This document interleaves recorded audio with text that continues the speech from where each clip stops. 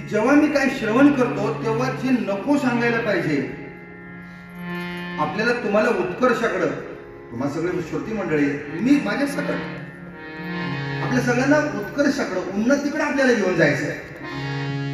पण तुमच्या समोर उत्कर्ष किती सांगितला जातो, एवढा सांगितला जातो, आणि अपकर्ष एवढा सांगितला जातो. तुमच्या समोर जे सांगायला पाहिजे आहे ती वस्तुस्थिती. कैकेयीनं जेव्हा राजा दशरथाला आपले डोहाळे सांगितले, तेच जर मी रंगवत 15 मिनिटं बसलो आणि माझ्या सुमित्रा मातेचे आणि माझ्या कौशल्य मातेचे डोळे मी 2-2 मिनिटात सांगितले, सांगायला काय, कैकेयीनं काय मागितलं ते पुढे येणारच आहे. परंतु मात्र राजा कैकेयीनं जे मागितलं ते ऐकून मात्र खजील झाला. मोठ्या प्रेमाने आवडीने तिच्या महालात गेला. कारण कैकेयी आवडती राणी होती, पट्ट राणी होती. राजाला वाटलं काय बरं तिनं मागावं. राजा या त्रैलोक्याचा राजा, राजा दशरथासारखा सम्राट पृथ्वीच्या पाठीवर कोण नव्हता. तो काही आपल्या राण्यांना जी इच्छा करती, जो जे वांछील तो ते लाभ. ज्ञानेश्वर महाराजांनी निवृत्तीनाथांकडे काय मागितलं, जर माझे डोहाळे पुरवायचे असतील, माऊली म्हणतात, माऊली जर माझे डोहाळे पुरवायचे असतील तर माऊली माझे डोहाळे तुम्हाला असे पुरवावे लागतील की ज्याला ज्याला या पृथ्वीच्या पाठीवर जे जे पाहिजे ते ते लाभो. जो जे वांछील होते लाभो प्राणीजात. जो जे वांछील होतो आणि ते देण्यासाठी निवृत्तीनाथ समर्थ होते. हे बघा, मला नेहमी असं वाटतं की जर आपल्याला काही मागायचंच आहे ना, तो देणारा सुद्धा असा पाहिजे ना, त्याच्याकडेच मागावं. तो देणाराच फाटका आहे.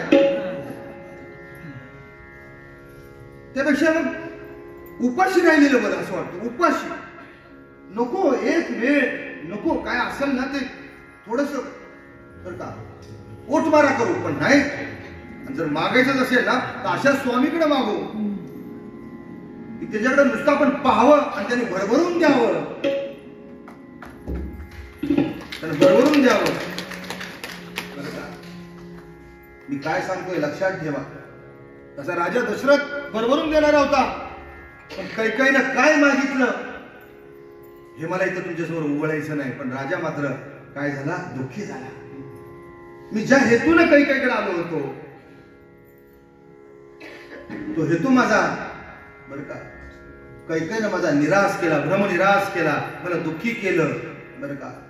आणि अशा अवस्थेत राजा त्या कैकेयीच्या महालातून बाहेर पडला आणि कुठं आला, राजा आला सुमित्रा मातेकडे आला. आणि सुमित्रा मातेला विचारलं राजानं. काय विचारलं, ते कसे दशरथ सुमित्रा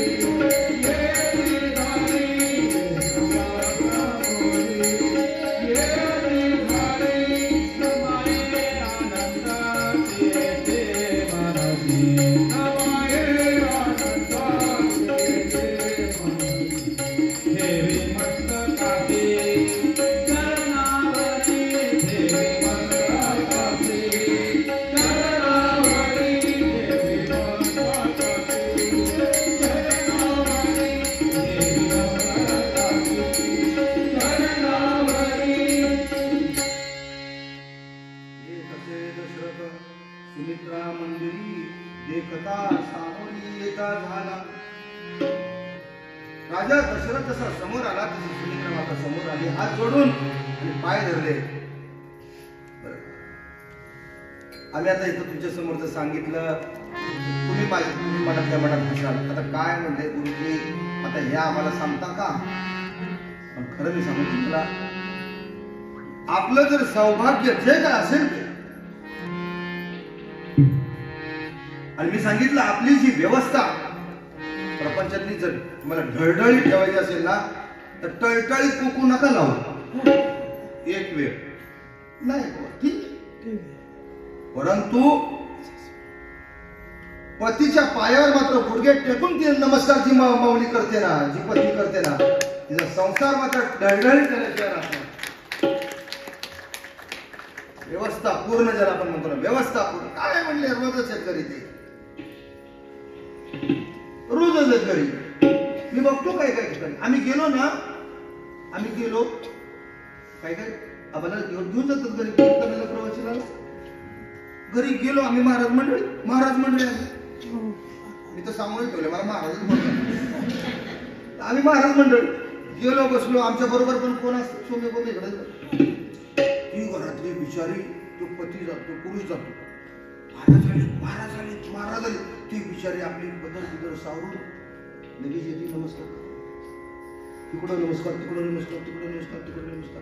त्या बिचारा तिकडे उभा असतो, घराचा माल. आणि मग ती तशीच फिरल्याबरोबर आम्ही हो, म्हणजे याचा अर्थ आमच्या लक्षात येतो की ज्या अर्थी महाराजांना नमस्कार केला आणि जर पतीला नमस्कार, कधी भगिनी घरामध्ये आपल्या पतीला नमस्कार करत नसावे. काय सांगतोय लक्षात ठेवा. काही पण महाराज रागवणार नाही याचा अर्थ नमस्कार करू नका असं नाही. पण पहिला आपला जर कोण महाराज असेल खरा, तो राजा दशरथ जसा हा सुमित्रा माते, तसे ते आले ना दालनामध्ये सुमित्रा मातेच्या, तशी ती सुमित्रा माता राजा दशरथच्या पायावर पडली हो. आणि नमस्कार करताना सुद्धा गुडघे टेकून करावा. बघा तुम्ही माझ्या भगिनी, मला माफ करा, मी तुमच्या मुलासारखा असेल, मी तुमच्या भावासारखा असेल, काही मला तुम्ही म्हणा. आणि मला तर असं वाटतं की मला तुम्ही बाकीची नाती लावण्यापेक्षा बरं का, गुरु ही माय लक्षात ठेवा.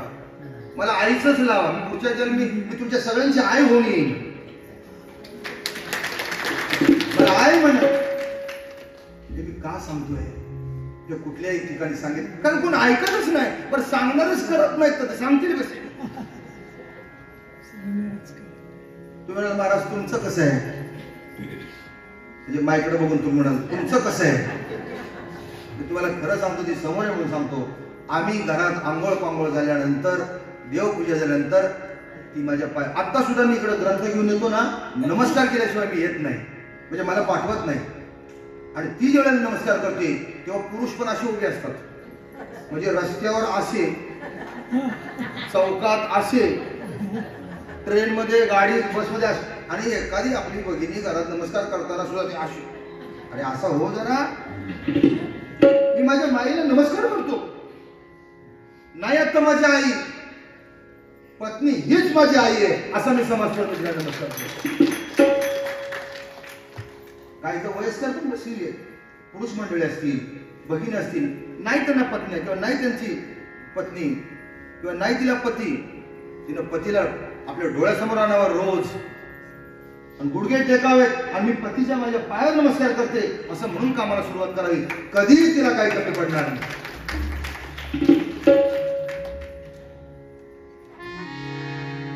कैकईचे दुःख विसरला राव.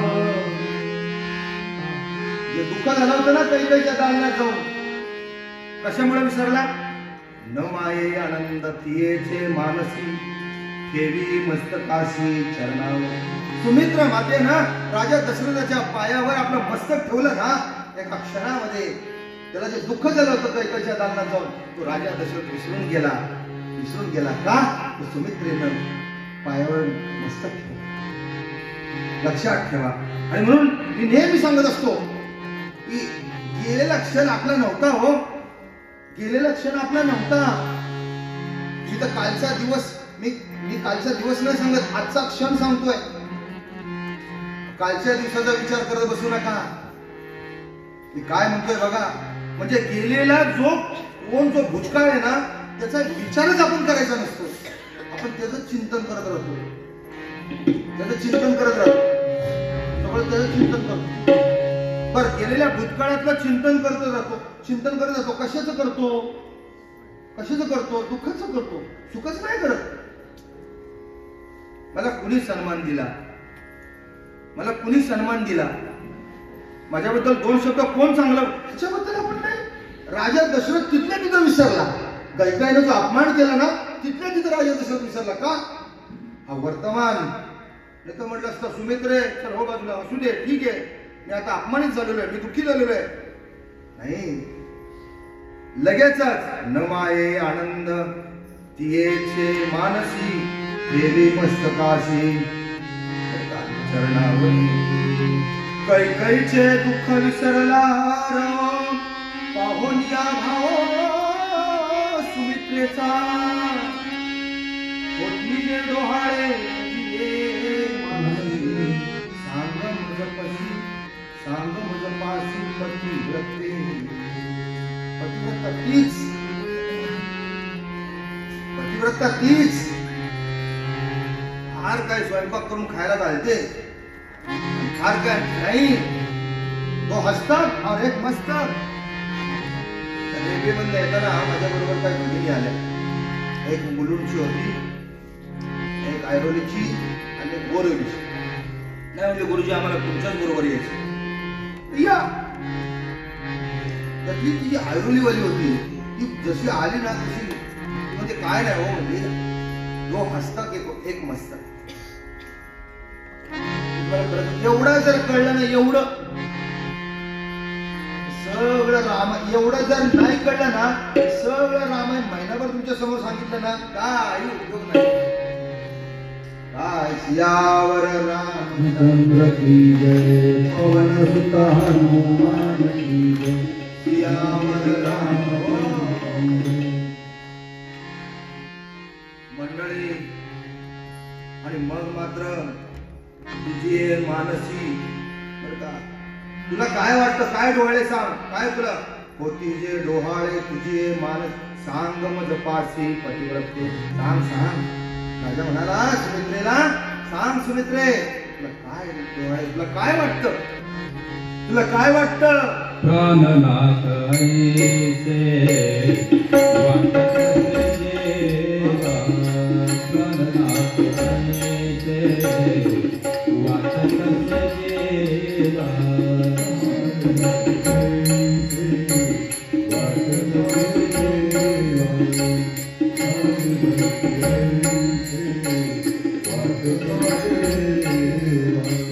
वडे